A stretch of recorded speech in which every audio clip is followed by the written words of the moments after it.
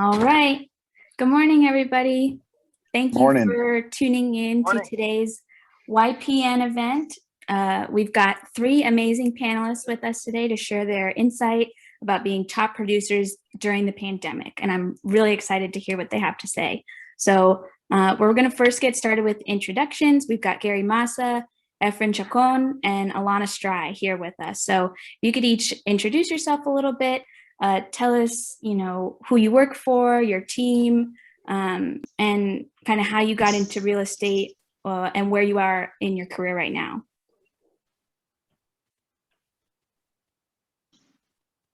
Yeah, whoever. Go ahead, Alanna.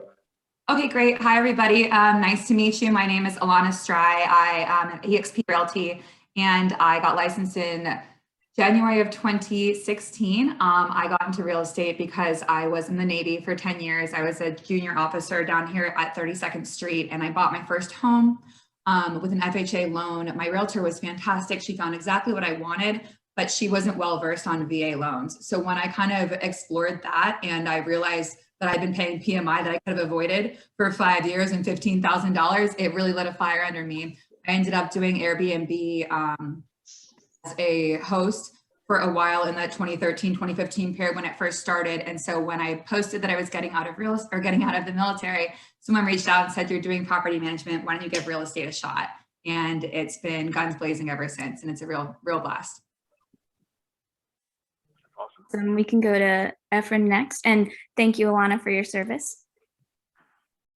So that's awesome, Alanna, that you're a Navy vet. I'm a Marine Corps veteran myself, transitioned into federal law enforcement, retired from there, went to city and got injured there, ended my career.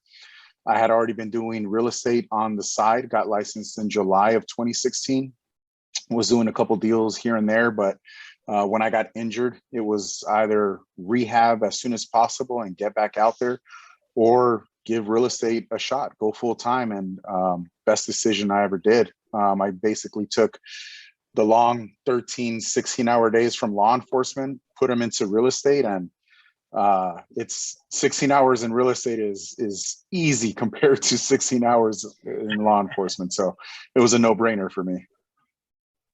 Yeah. Thank you, Efrain, for your service too. And we'll turn over to Gary. Thank you, and both of you guys, thank you obviously for your service. It's hard to follow that. I have never been in the military or city service with law enforcement, but again, we really appreciate everything you guys have done for our communities. So myself, we operate a small team here. We have 3 other agents on our team. We have 2, like an operations manager, a marketing director, as well as a couple other team members that are associated with our group. But again, we work for eXp, based out of La Jolla office, and I got into real estate I got licensed in 2007, but really got into real estate in 2006. So I kind of I jumped in right at the lending pandemic that we all experienced through like 2008 to 12.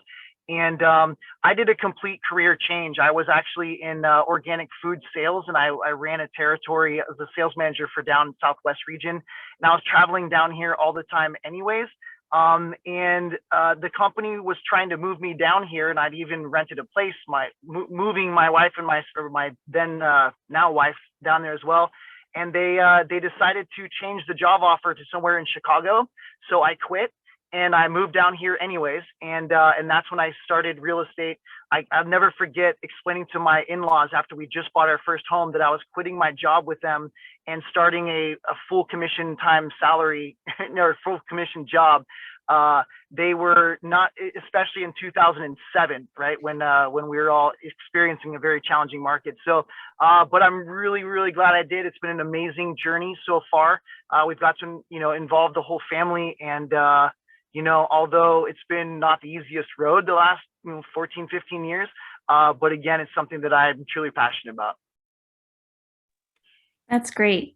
Thank you. I wanted to introduce myself also. My name is AJ Maloney, and I'm the YPN Vice Chair this year. And if any of you are interested in joining YPN, the Young Professionals Network of NSDCR, anyone watching who wants to join, we would love to have you. We host events like today, and we're hoping to get back into in-person events later this year when it's safe to do so. But we're a group of young professionals. You can be any age really, as long as you're young at heart, and you can join us. But we're a great group, and we are very excited to host this event. And before I get into the main questions we have prepared, I wanted to first shout out our sponsor. Jake from State Farm is our sponsor. And if you want to reach out to him, you can contact him through his website, youragentjake.com. Awesome. So I wanted to first talk about, since this is a top producer panel, I wanted to, and you guys are amazing top producing agents in the real estate market, I wanted to first ask a question about when in your career did you, see the shift from being, just an agent who's in real estate to a top producing agent, or if that has ever set in for you. Was it a specific deal, or maybe it was when you started to grow your team? Was there ever a moment where you actually, I'm a top producing agent now? We could start with Gary. Okay, sorry, I have a call coming in. I'm going to decline that. Can you guys still see me? Okay. Yes. So thank you for that. And quite honestly, I really don't consider myself a top producing agent. I have friends, people who are very close to me that are doing like 160 million and 400 and 600 transactions. I always remember, I've been in the Tom Ferry coaching network since 2008. And I remember seeing people's stories like, the first year I've done 100 transactions and whatever the case. And that's not just been me. I feel like I've always had to grind it out and really learn a lot. Made a lot of mistakes, but again, we've grown the business, which is great. But I feel like every time before I even get to the goal, I move the chains. Mm-hmm. And so I think the one thing that frustrates my wife the most about me, but again, to me, it's really about kind of the challenge of the business and how many people that we can serve, and really creating something that will outlive myself. And so that's been my biggest goal ever. But I do remember a time where I feel like it was like a noticeable change in my business. And it was really with one listing of a friend of mine, a friend of mine referred me a client. It was like a $1.7 million home, but the most expensive home that I listed ever. And this is probably 2016, 17, perhaps. And, we advertised in the Dream Homes magazine. That I thought that listing was was kind of a career changer. But from that advertisement, I met one of my most long-standing best clients. I think we've done about $13 to $15 million worth of real estate transactions together. But then the home that I listed of hers, she bought this house, and then I listed hers later. And I remember my manager at the time said, "Now, Gary, there's sometimes that there's a deal or a transaction that will define you or allow, so depending on how you do with this, will allow you to break into the luxury market or kind of define your business." And I do remember that particular transaction or that listing did shift my business into being able to have the speaking power, I guess, if you will, or the respect for people to get more into the luxury market. And it really just, I feel changed the people's, changed people's perception of my business.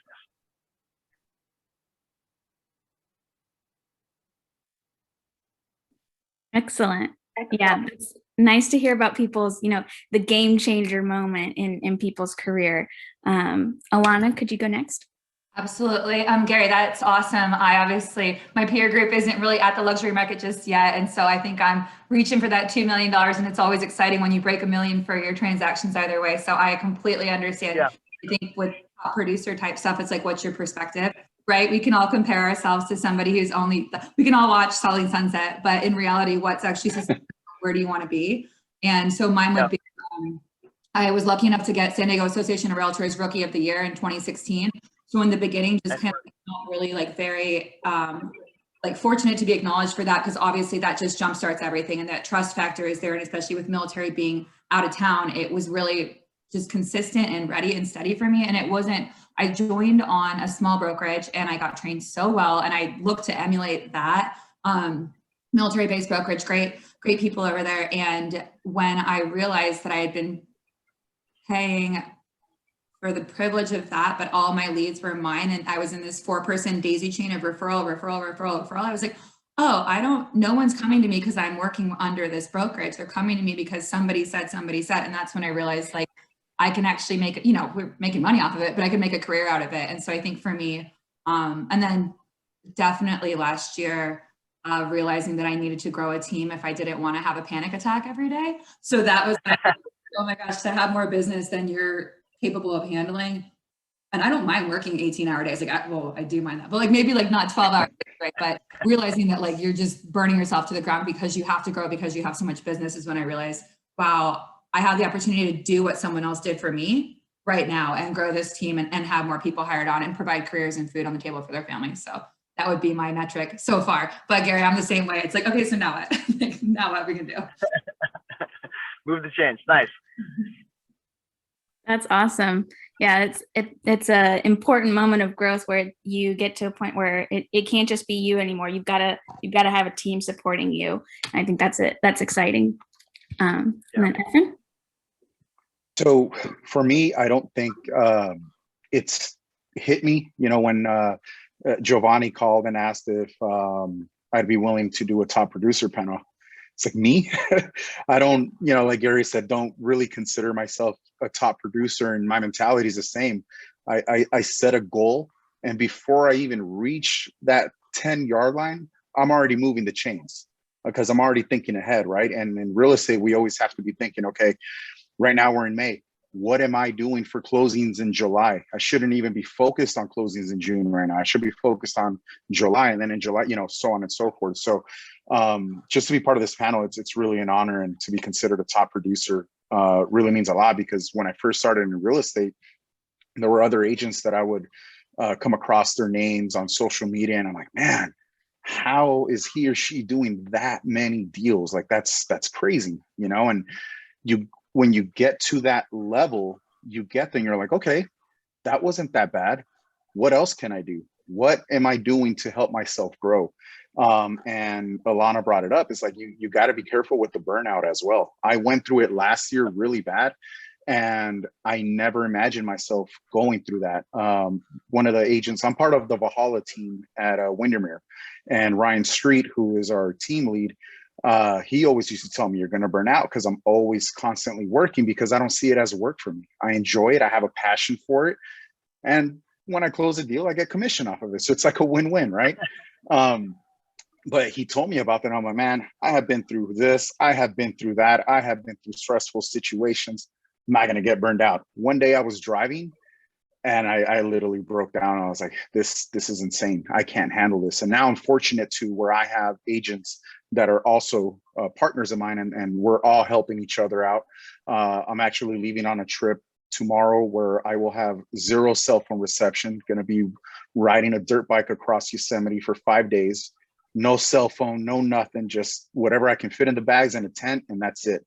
And it's very nerve-wracking to be in this business without a cell phone or without email. But if you partner yourself with the right people that you can trust to help you, which is what I've done. I have 2 agents that are helping me, taking over the escrows that I currently have, showings and all that. It really takes a weight off your shoulders, and you can't carry it all on your own, no matter what. I think, with everybody here on this panel, I know that at one point we were all thinking, I got this. But then you hit that wall. It's like, I don't got it. So it's definitely a team effort. And if you definitely want to get to the level of whoever you're looking at, just like I was when I first started in real estate, you see them, but you don't see the help that they get in the background. I'll tell you right now, if you want to get to that higher level, you got to have help, and you got to have people that you can trust with your own clients, because at the end of the day, it's still your name. That's right. Right. It's really a team effort. Glad to see that we have 3 very humble top producing agents with us today, that are very hardworking and, like you all said, goal chasers. But I want to take you back in time a little bit to March of 2020. Tell me what you were thinking when, CAR released their first COVID safety guidelines, said no open houses anymore. What was going through your mind, and what could you have predicted what happened to the market this past year? We can start with Gary again. Okay, thank you. Yeah, so I mean, obviously a very weird time. I remember, having conversations with our team, just on our daily talks, like as it was kind of happening, like through February into March, and then as it was like March into like March 15th, and it was a very scary time. And it was, at first I was like, this will pass. I think media's making a big deal about it, et cetera. It wasn't really as impacted as it was in other countries. So I was pretty much just, my advice to our team was basically like, head down, keep working, don't let all the drama like just take us out of the game, right? And then COVID just took us out of the game. They're like, by the way, like you can't show houses anymore, period. We don't even know how you can operate. I literally had one of my biggest clients, it's an institutional investor, and we do a lot of business with them. They basically told me, that's fine if, they sent out an email to all of their all their agent partners like throughout the United States, and was like, listen, it's fine if you guys want to like not show the houses and whatever the case, we'll find somebody else who will. So just let us know now and we'll reassign those things. You're showing the house, you're making it happen, you're selling your home. So I was like, okay, we're going to make this happen, and so I was, I feel like I remember like really advocating like with my office manager, like, listen, like negotiating, here's how we can do this safely here, like trying to come up with my own COVID safety plan that I thought made sense. They both told me to like basically sit down and like enjoy the ride, like just kind of, step aside. But, within a couple of weeks, I think we got guidance from OSHA and, NAR and how we could actually operate, and we were made essential, whatever, that meant. And we were able to operate again. But literally I remember those 2 weeks while we literally were like handcuffed, like not knowing what to do or how to do it. And like, it was a scary time, because I remember 2008, I lived through it. And I know it could have literally gone either, like, actually, I never would have imagined it would have gone this way, right? Like, I know the market was going crazy. A lot of my clients that we couldn't get houses like first quarter of last year, we were like, let's sneak into these other houses and go make offers. Nobody's out there, and that only lasted for like 6 weeks, the COVID deal. But after that, I don't think anybody could have predicted that we would be here right now. And I know that COVID really created a lot of challenges for families in different industries and whatever the case. But grateful at this point in time to know that real estate really was impacted. There was a benefit, and it really flourished through COVID.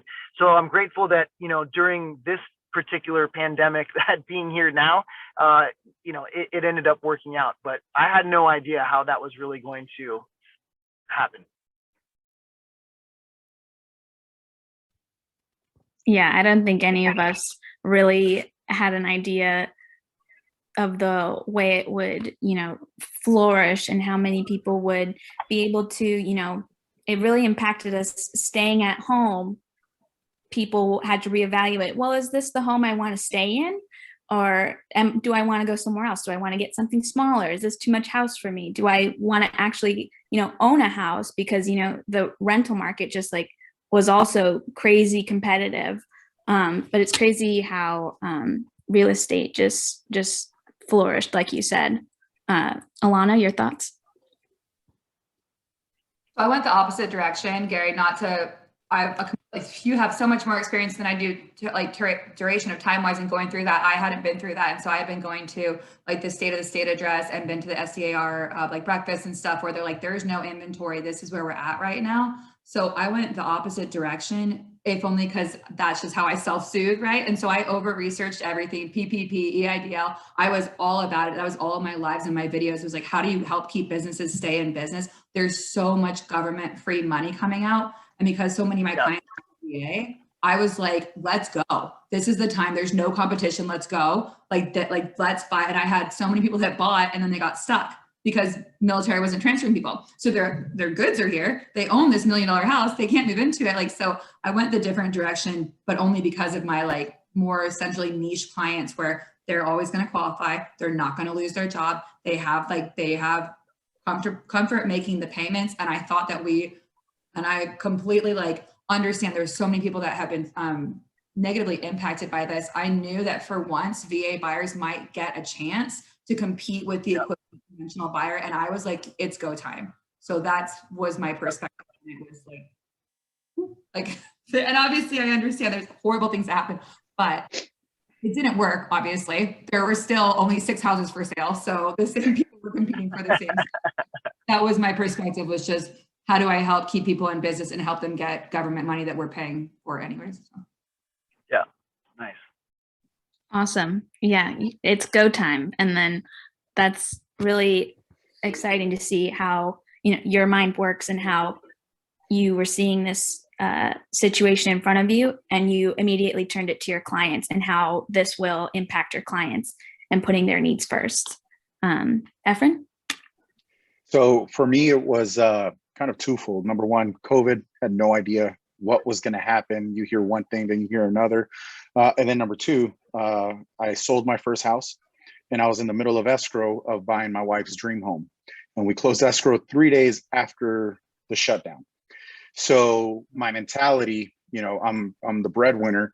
My mentality went into, okay, so if things got 10 times harder, then I'm going to have to work 10 times harder, right? My prediction was, I don't know what's going to happen. Just like Gary was saying, is this going to kill the market? I even went as far as when the directive came out from CAR saying no more open houses, no more this. I sent an email. I'm really into law, case law. It's weird, but I love reading that stuff, especially now in real estate. I love reading case law on that. And so found case law and I quoted it, sent an email to CAR that I said, actually, you cannot tell private citizens whether they can or cannot show their homes. You can direct us not to because we're part of it. And I don't know what happened to that email. I'm sure lots of other agents sent emails like that as well, because then I think it was only like a week or two where they said, okay, we can do showings, but you have to have PPE. You got to follow these rules. Okay, cool. But so that's where, instead of looking and focusing on, oh my God, this is going to suck, I'm going to get hurt, I started looking at solutions. And to what Alanna said too, my niche is VA. I would say this year, I would say about 70% of my transactions have been VA, and the rest have been either conventional or FHA. Last year, it was the same thing. I thought, okay, who is not going to lose their job? Who, when I send this offer out, I can tell, hey, Mr. and Mrs. Seller, you actually don't even have to worry about my client being furloughed because they're active duty military. 1st and the 15th, that check's going to come in. So if you want a buyer that is secure and that can make this happen, we are it.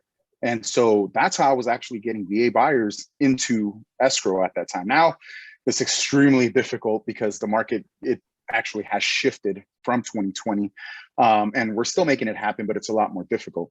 But for me, it was really, I have to start working a lot harder because I just bought my wife her dream house, and I got this mortgage payment that I used to, when I was in the military, think, damn, how do people afford things like that?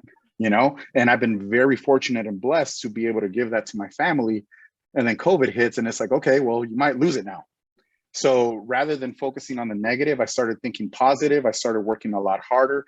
I started thinking, okay, we can't do A, B, and C, but what else can I do to keep my business afloat, to continue grabbing leads, to continue helping people out there? And you just had to work harder and get creative. That's right. That's awesome. That's great how you like Alanna and Gary were saying, how you just had to adapt and shift to what was in front of you. And that leads to our next question. What were some of the things that you had to adjust to, and maybe something that was the most difficult to adapt to, and some things, what were some of the things that you actually really enjoyed adapting during the pandemic? We can continue with Efrain, just to continue on to your thoughts. Well, for me, since we couldn't really do that person to person, right? And prior to real estate, I really wasn't active on social media, didn't like it more than anything because of my career that I was in. But, when I got into real estate, I got into social media, but I still wasn't really active on it. So when we couldn't, we were really restricted on how we can perform our duties. They couldn't restrict us on social media. So I started doing videos, and that has been tremendous in my business. And it's not just videos about real estate. I'll repost funny things from those meme pages of real estate. You know, you got to keep people engaged, because when they come up and they're scrolling and they see your name, and if all you do is, this is where rates are at, homes are up this much, and that's it, they're just going to keep scrolling.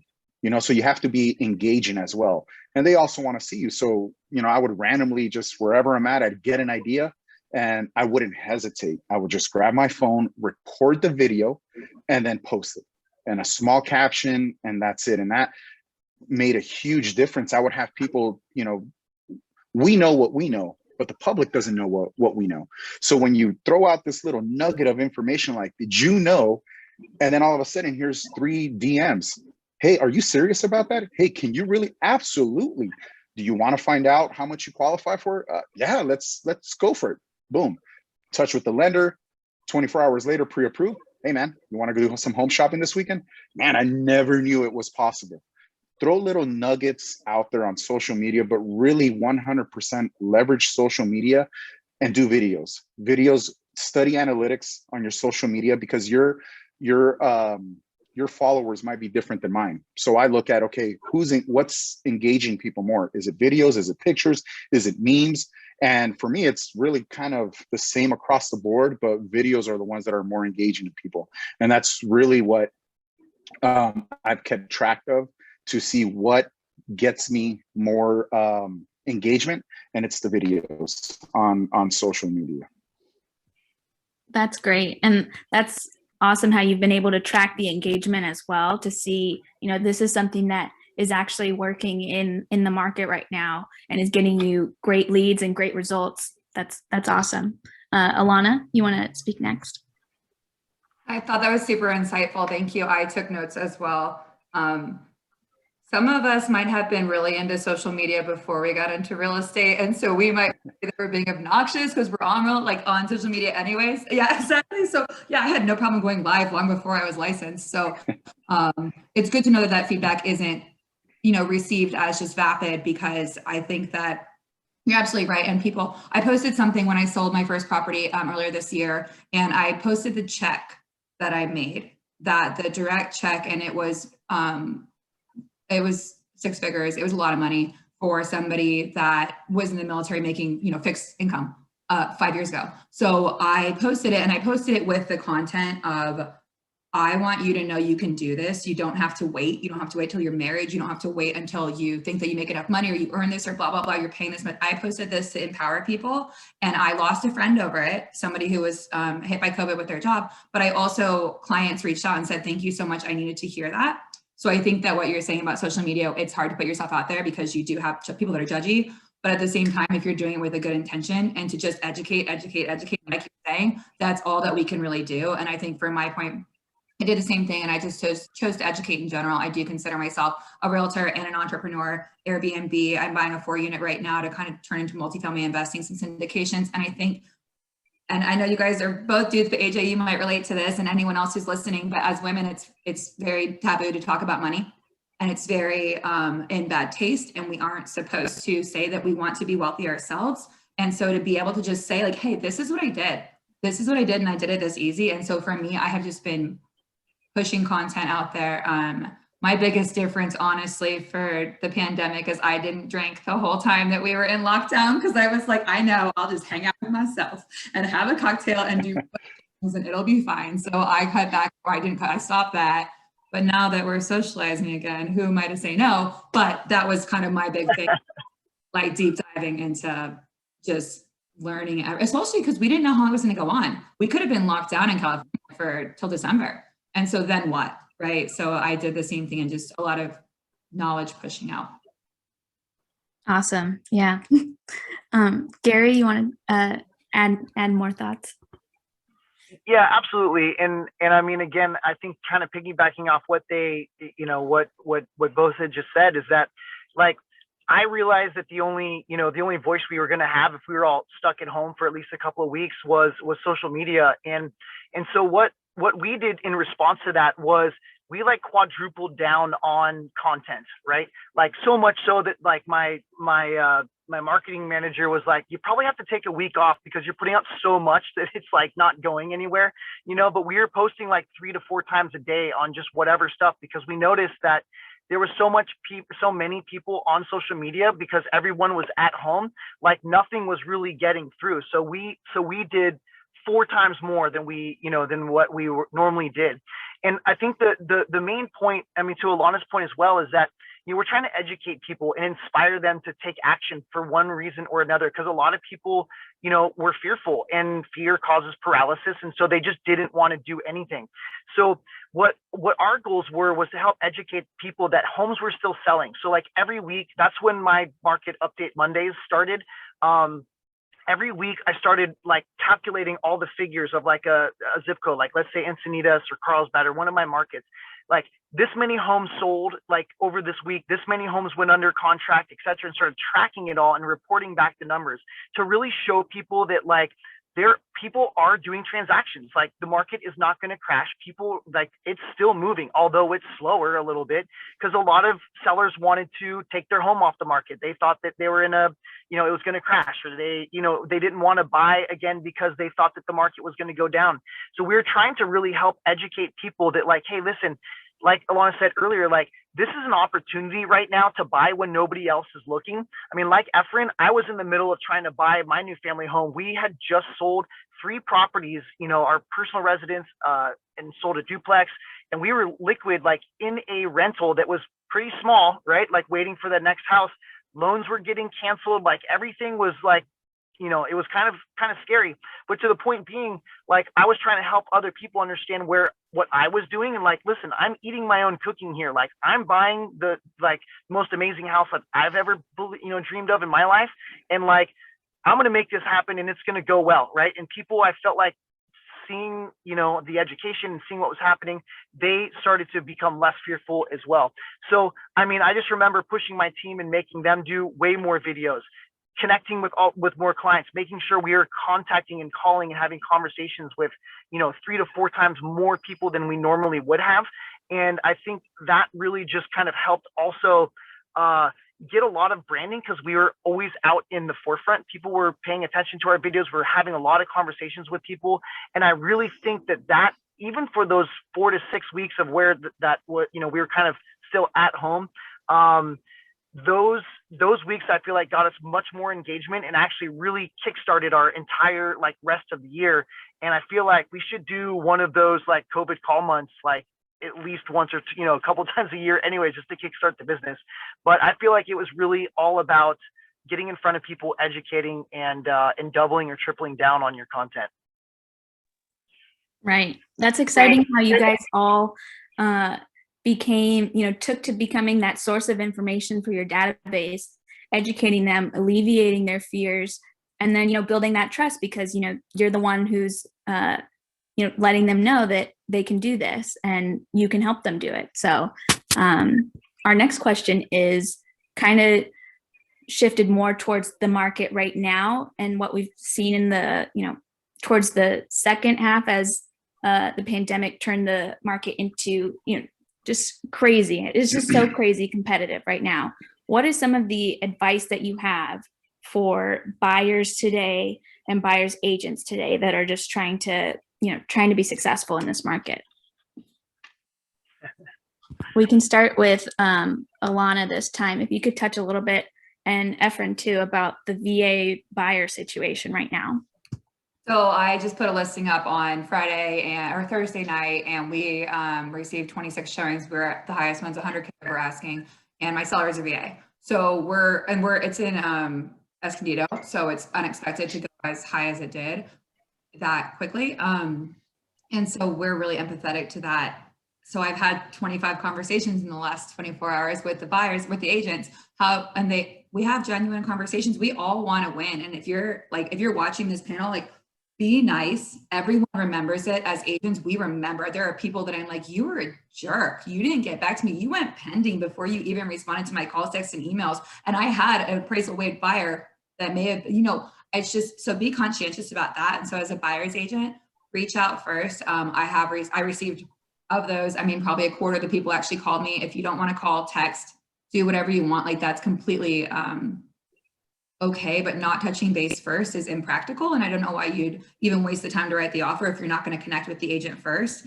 And I think that we've all received that advice, Tom Ferry, like every other coaching team is going to tell you that. But for me, what I did say to them, because we were kind of joking about the VA thing, is I said that I asked my VA buyers to go back in all of their rejection piles and all of their possible piles, and then to relook and to just say like, hey, could I consider the money that I was going to waive the appraisal or put to $10,000 in an appraisal gap, would I be considering doing new countertops for that and just take care of it myself?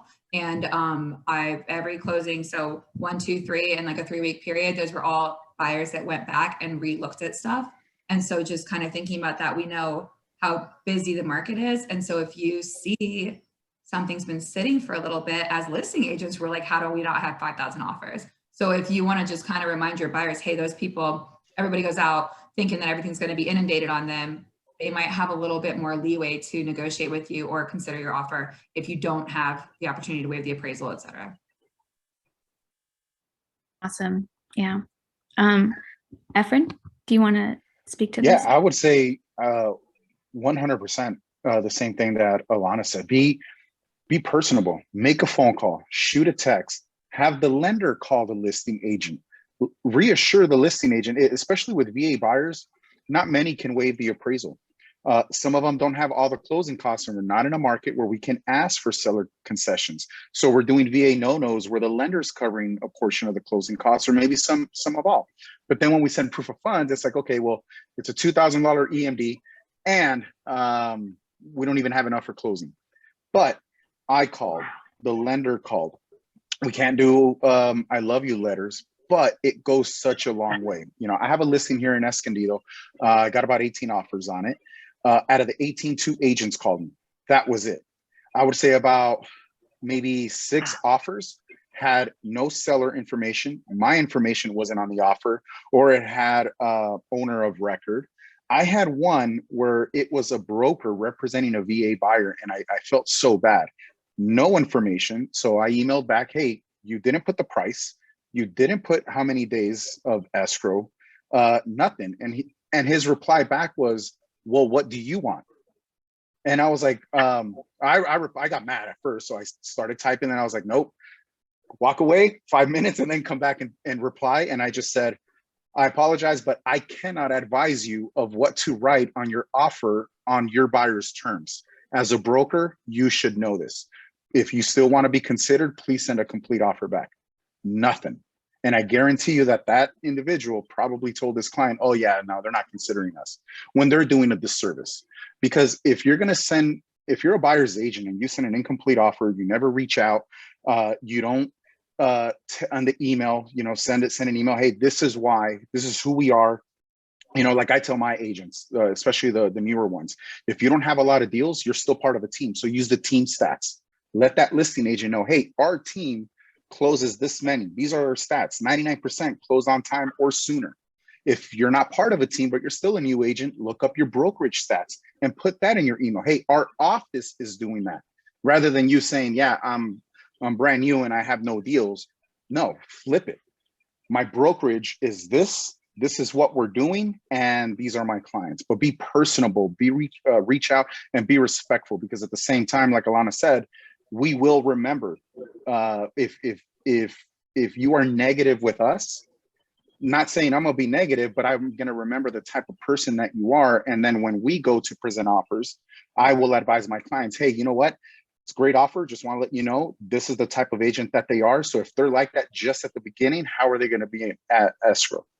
You know, and we remember that stuff. So definitely be personable, always call, always follow up, always follow through.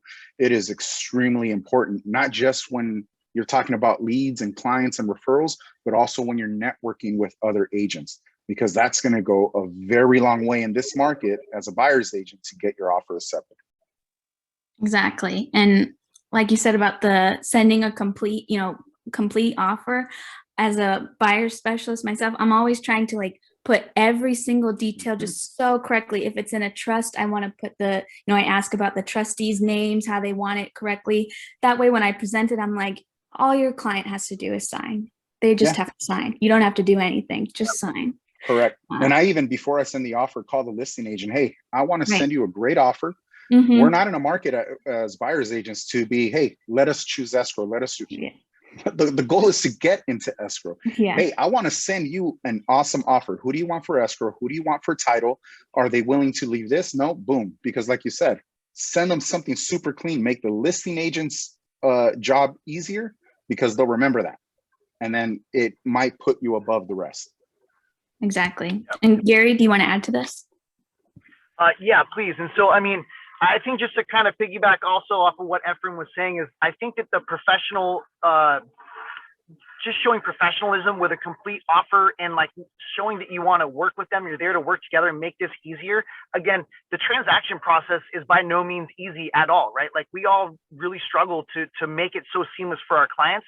But again, the seller is looking to eliminate risk or reduce any sort of risk, and everybody wants a seamless transaction. So the moment you can show that like, hey, my offer's clean, I know what I'm doing, you know what I mean? I'm here to work with you and make your life easier. That is just going to go so much further than anything else. So I appreciate all the points you guys both brought up.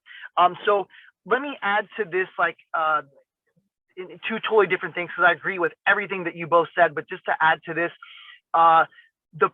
the preparation, I feel like, of a buyer, you know, as a buyer's agent to the buyer is really important. A lot of like newer buyers come into the market and they're like, oh, well, they're still thinking what they knew about buying real estate 5 years ago or 10 years ago. And obviously that's completely different, right? And the age old question always comes up, well, how much do I need to offer over list price? Well, obviously none of us know that. And most of the times we're not going to get that information. Obviously communication with the listing agent is hugely important because sometimes they might just like you and tell you what you need to know to at least give the buyer the opportunity to make that decision, right? But the other point is if we're not going to get that information, what I've been doing is running basically like the list versus sale report out of the MLS for like that zip code or like for single family homes or for condos or whatever it is, and showing them the market. Hey, look, here's 37 homes that just sold last month, you know, and the average list per sale price is like 104%, or maybe it's 108%. So like, listen, if we're looking on what an average basis of people are paying, maybe that's the number. Maybe we just start there and not like kind of screw around, but start with a really strong offer. And you know, the response is always like, well, what if it ends up having to go higher than that? Well, you're not forced to make a higher offer, but at least like you're going to get into that counter, you know, the counter arena, you know, and get a counter. And then secondly, you know, you don't have to go outside of your comfort zone, but at least if this is the home for you that you know and love and believe it's the right one for your family and you're willing to stretch on it, this is what the market's doing. That allows some guidance. And I feel like that discussion really helps buyers wrap their mindset around that. We, the agents, are not just trying to push them into buying making a crazy offer to make our jobs easier. It's really what the market's doing. And because they don't see it every single day, it's hard for them to really wrap their minds around it. Here's the other thing that we started doing. My coach told me to do this and suggested that we do it in our offers. And my first reaction was like, no way, it's not going to work. And we can't get it done, whatever. So he convinced me to try it because a few of his teams were getting this done.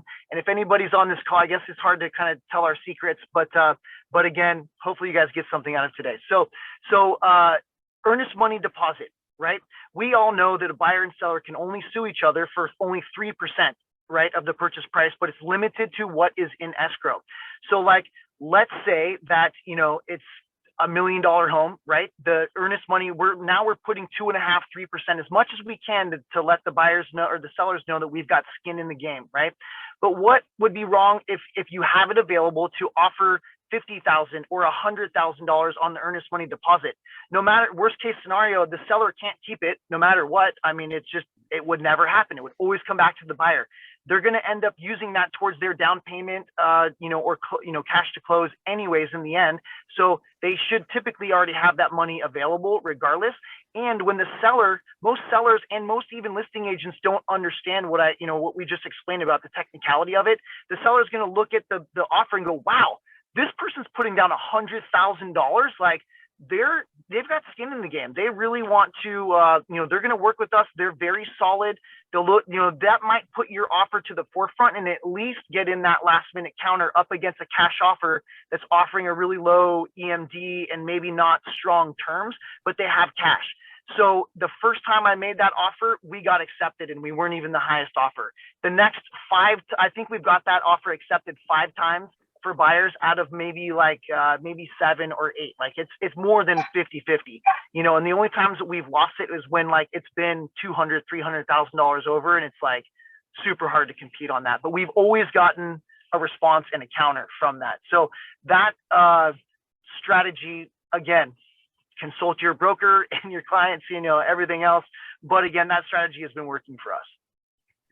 That's really exciting and great pieces of advice. Can I interrupt on that one? Thanks, Yeah. Gary, for stealing your plans. Like, that's fantastic. It totally makes sense. I love that. Mm-hmm.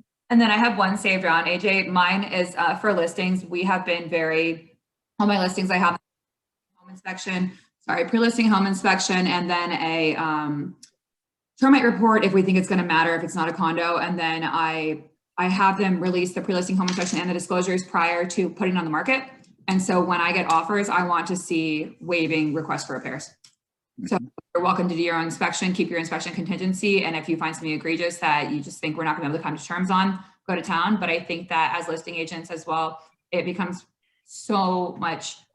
The reason I like really made this a come to Jesus moment for myself was that we got, you know, bid up of $50,000 over asking price.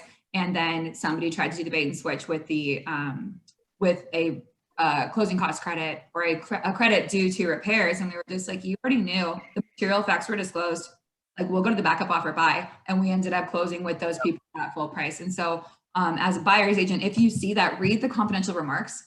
And if I bothered to do that and get that taken care of and put all the disclosures in there, read them. It doesn't mean you have to waive disclosures. You can't, because you're not going to have all of them anyways. But it does mean that if you can waive the buyer's physical inspection contingency, as long as I'm using a reputable company, and you're going to say that you're not going to request repairs, you can still cancel. But at least I'm going to see that. So I think that the EMD thing I'm going to steal. But I also think if you see that out there, please educate your buyers that all the NACHI certified home inspectors use a 70-point checklist. They're all operating off the same thing. If they're using the checklist, they're all hopefully pretty comparable as long as they vet them first. So that was my right. Yeah, I 100% agree with that. Exactly. And that's why we invited you here today to share all of your insight, because we know that you guys are the ones that are, you know, having the most experience with this particular market. And like Gary was saying, it's kind of sometimes hard to share with your clients just how this market works, because some of them may have, you know, a ton of real estate experience from different market conditions. And then some buyers, you know, I've had first-time buyers, and it's also a hard conversation to say, like, I know it's listed at this price, but like that it's just not, it's already over list price with the 10 plus offers that they already have. And it can be discouraging, but as I think you guys have already shared, you know, educating your clients and making sure that they know what they're doing and giving them the tools to be successful in this market is why you guys are top producing agents. So to wrap up, I'd like to ask one last question. If you could give, you know, newer agents in the industry one piece of advice that maybe you wished was shared to you, or something that just words of encouragement in this market, what would you give to the newer agents, or, you know, experienced agents? What would you give advice to them for? We can start with Efrain. I would say if you're thinking about getting into real estate, right now is the time to start planting the seed. Start making your social media kind of nonchalantly saying you're getting into real estate, but throwing out, you know, whatever facts you can. But more than anything, make it about people, right? You have to be known as, you're not just chasing deals, you're chasing to help people's dreams, right? And I think for me, that's what went a long way with my sphere, right? Being in the military and being in law enforcement. Even if I was never in a leadership position, I always took a leadership position. And by that, I mean to help others within my team. And if they become better than me, then so be it. That means that we win as a team. So you have to put that out there, that you're an individual that just wants to help. And yes, when you close a deal, the commission comes, and that's great. But if you put people first and you don't chase the commissions, I believe in karma. That karma is going to come back, and your reputation is going to be that. Go with Efrain. Efrain, I've taught clients in the middle of escrow after we do a home inspection where they're really nervous, should we move forward or not? I don't think we should. I think we're going into a money pit. Let's continue searching. That goes a long way. But if you are pushy, if you are salesy, and you're only you're worried about that close of escrow because a week later you're going to get that commission check, you're not going to be successful. You might be successful, but you're going to have to work 10 times harder to keep getting business. 99% of my business is referral based, and I'm so grateful for that. So I would definitely suggest to any agent, if you're getting into the business, start showing people that you care about helping. And if you're a brand new agent, start telling people that you care about helping them. And it doesn't just have to be in real estate. Me being a veteran, I connect other veterans with people that can help them with their education benefits, disability benefits. I educate them on, I give a class on, well, I haven't been able to because of COVID, but I used to teach a class on the basis. If you're going to make the military a career, here is how you create wealth by using the military's basic allowance for housing. And I talk myself out of business. Don't sell it. Rent that house out. You're going to go get stationed somewhere else. I'm probably talking myself out of a $10,000, $15,000 commission, but it's the right thing to do for you. Because 15 years from now, you're going to own 3-4 homes. You're going to have about $1 million in equity, and you're going to be grateful. And that goes a long way, because now what is this individual doing? They're going out and sharing that experience, that positive experience, with everybody else that they know. And then that comes back to you. Put people first. That is absolutely my number one recommendation. Put people first, and you're going to see that come back to you in a positive way. Awesome. Oh, and to get referrals, your sphere. One thing that I did when I first started, we all got, this is our sphere right here. Day one, call everybody in letter A. Next day, call everybody in letter B. That means that in a whole month, you're going to go through your entire phone book, but you only talk to them once. And if you do it the next month, so you're really not being spammy. You're talking to your sphere once a month. Hey, how are you? How you doing? They're going to ask you, how are you doing? Oh, I'm great. Don't even bring up real estate. How are you doing? I'm doing great. I'm doing this, and that. How about you? Oh, great. You know, just loving my new life. I'm doing real estate. They brought it up, not you. And then just shift it somewhere else. But you can touch your entire sphere once a month by just calling everybody in your phone book, one letter a day. That's what I did, and it worked. People that I hadn't talked to in a long time, yeah, it was awkward. But if you're trying to build a business, you got to get over that awkwardness. And you're just letting people know that you're here for them. That's it. That's awesome. Yes, exactly. Gary, I know you have to get to your vaccine appointment soon, but do you have some last piece of advice before you have to hop off the call?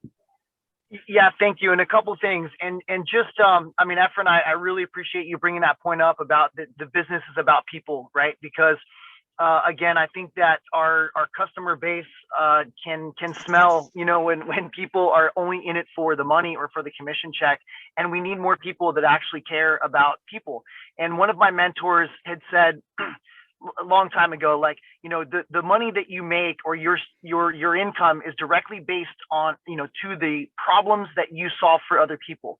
You want to make more money, solve bigger problems, right? And I think that goes into, you know, with making it more about the families that we serve and the people that we serve, but also, like, when you're starting out new, what is your niche? Is it, you know, are you solving problems for veterans? Are you solving problems for people in a certain community? Like, you know, Alanna talked about multifamily apartment investing. You're solving problems for people who want to invest money. Real estate is so many different things for people.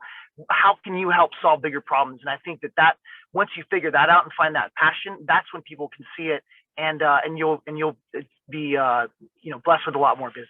So secondly, I would say that I literally tried to recreate the wheel for myself so many different times because I didn't want to pay for that service. I thought I could do it all myself.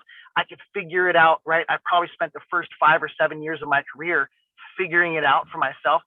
And finally, like, one of my, you know, really good friends and neighbor like had just said, look, man, why don't you plug in? Why don't you allow somebody to help you and teach you?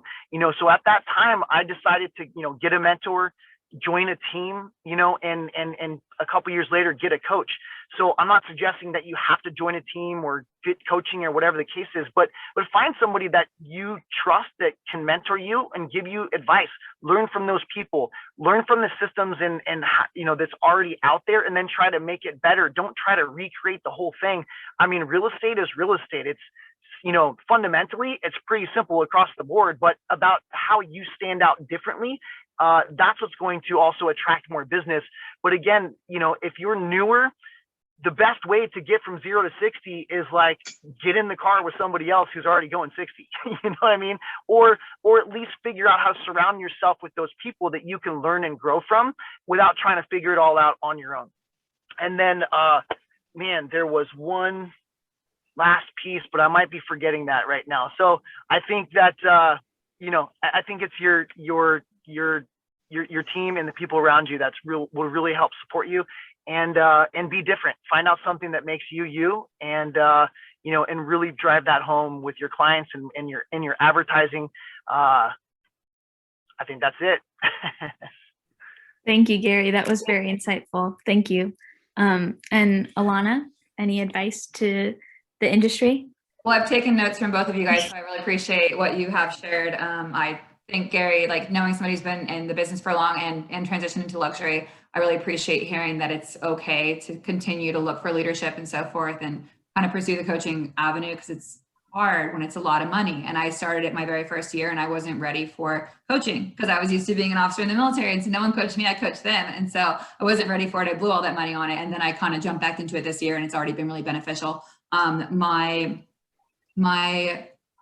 thought, like my parting words, we were just at a little conference for my coaching the company that I work with, and Coach Carter, like from the movie, the real Coach Carter, so not Samuel L. Jackson, even better, came in and he gave us this one line and he said, you don't get, or I guess it's two, but you don't get paid by the hour, you get paid by the value you provide to the hour. So always over deliver as an investment in your future.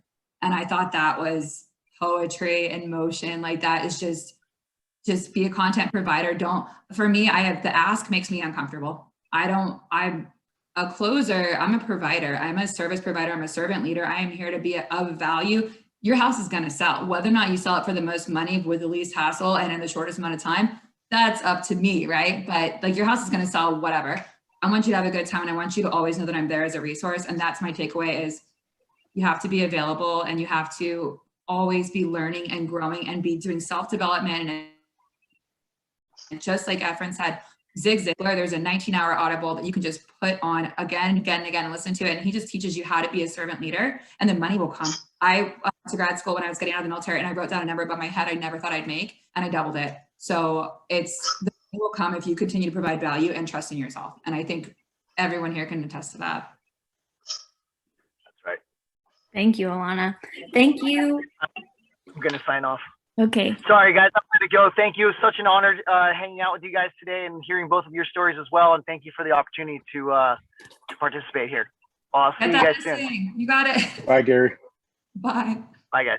Thank you. Bye-bye. Thank you, Gary. Yes, I just wanted to wrap up by saying thank you, thank you, thank you. This has been such an incredible panel, and I learned so much. I know everybody watching learned so much from your invaluable insight that you shared with us today. We really appreciate you coming on today to talk with us and talk about what's been going on in the market and how we can, help each other to be successful. And yeah, without further ado, I think that's it. Thank you. Thank you so much for having us. It was great. Shout out again to shout out to Jake from State Farm, our sponsor. Woohoo! If you want to be a sponsor, let me know. If you want to be a sponsor. All right. Bye-bye.